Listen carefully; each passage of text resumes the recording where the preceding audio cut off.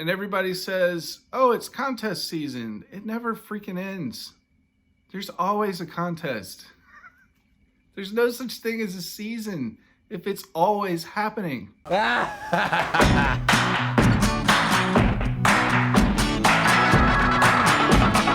Digital gramophone makes no sense. Hey guys, it's John here with another video. Gonna do a quick one here. This is a contest entry for Emma at 8 Vinyl Low. This is her 500 subs contest.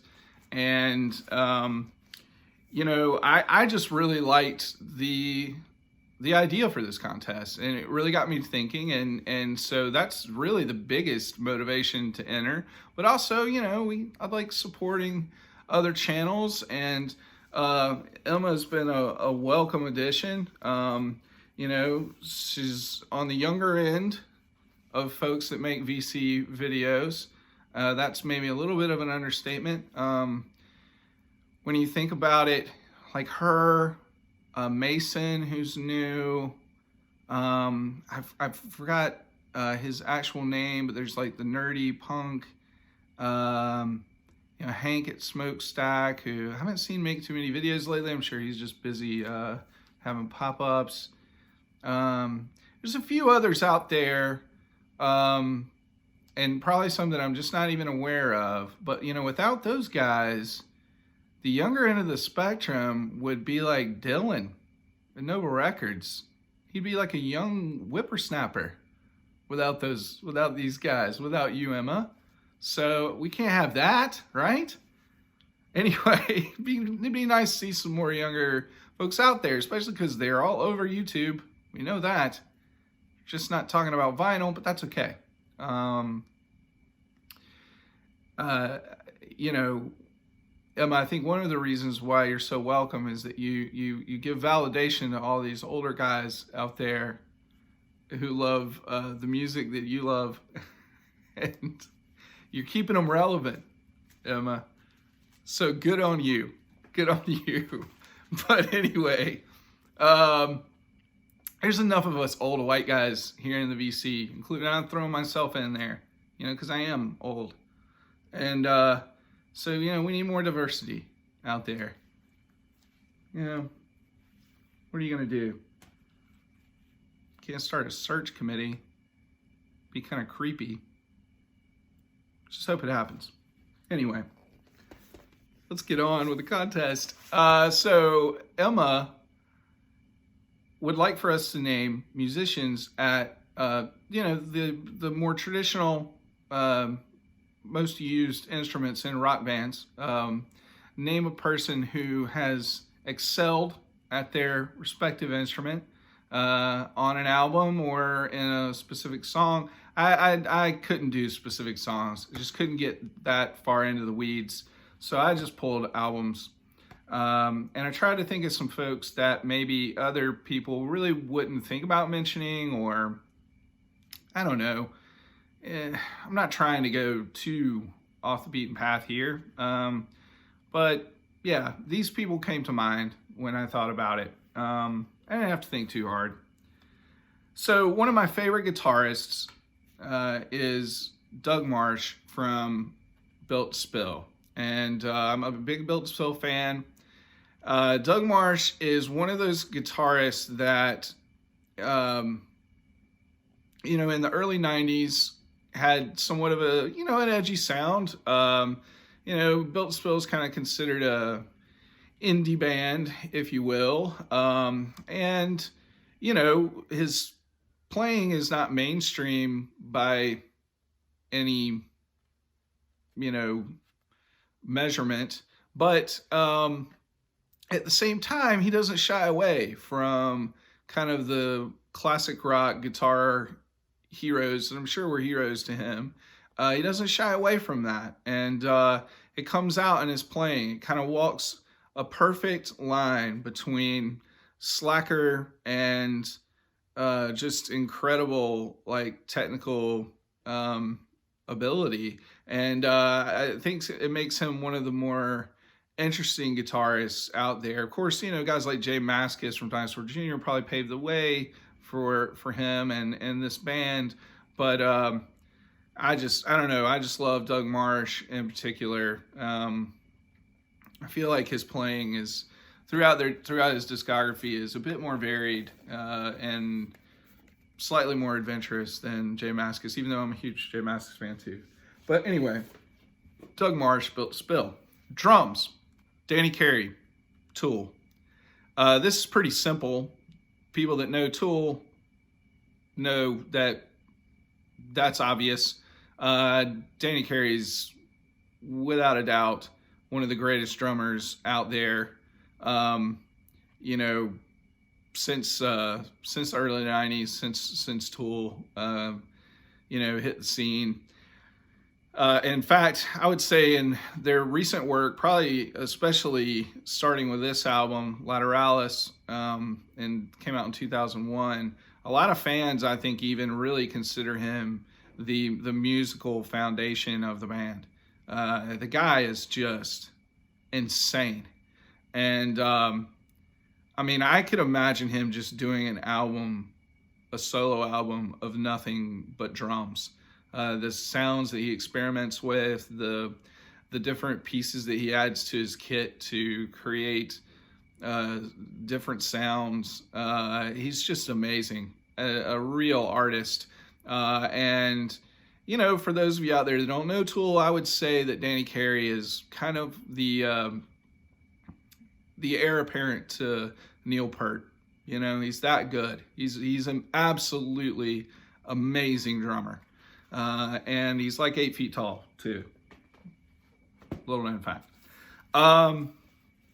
Bass. Now, I actually thought of a lot more bass players than I originally thought I would, but I recently did a series on Jason Isbell, and in that series I talked about a really incredible session bass player by the name of David Hood, who is in the Swampers, the Muscle Shoals rhythm section.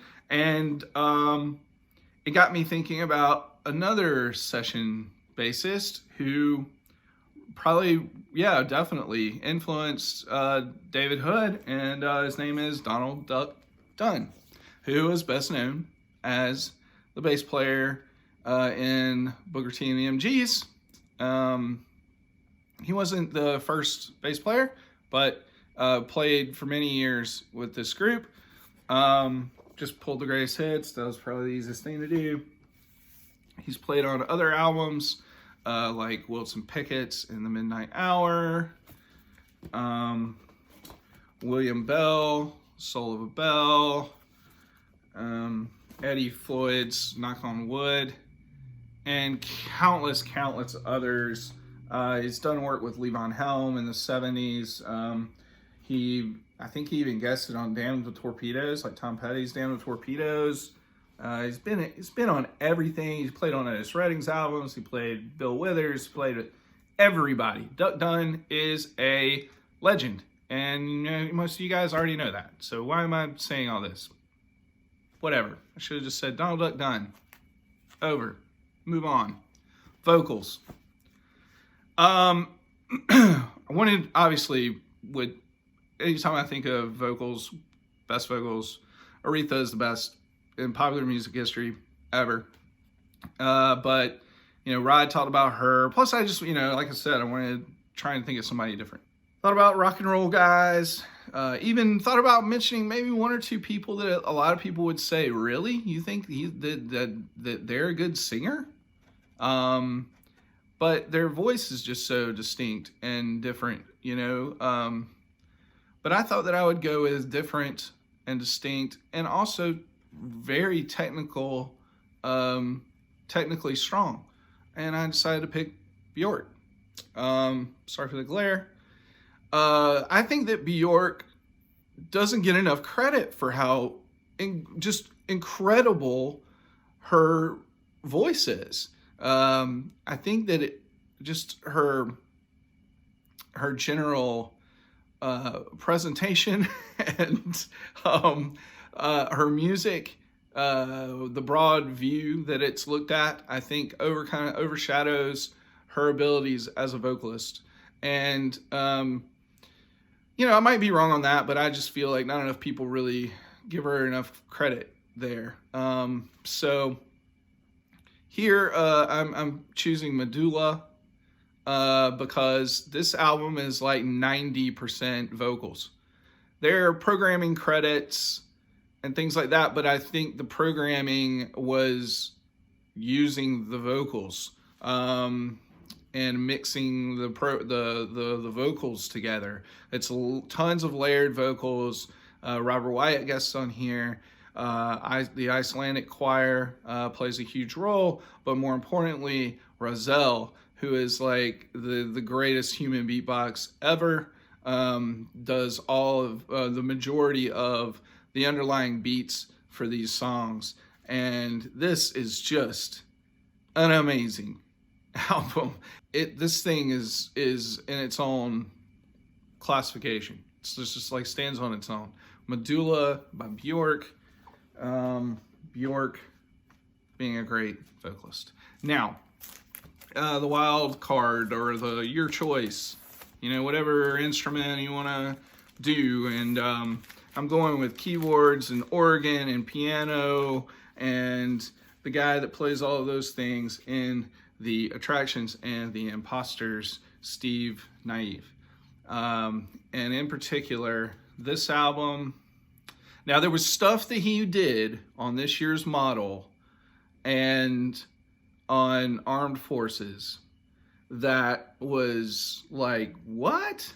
Hey, what happened? Like, out there, especially with the organ.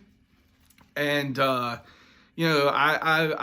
always kind of said that I thought he was kind of like the Jimi Hendrix of the organ. Just do otherworldly things with it. And that continues on this album. And this album, Imperial Bedroom and Punch the Clock, but also just his piano playing. So graceful and sophisticated.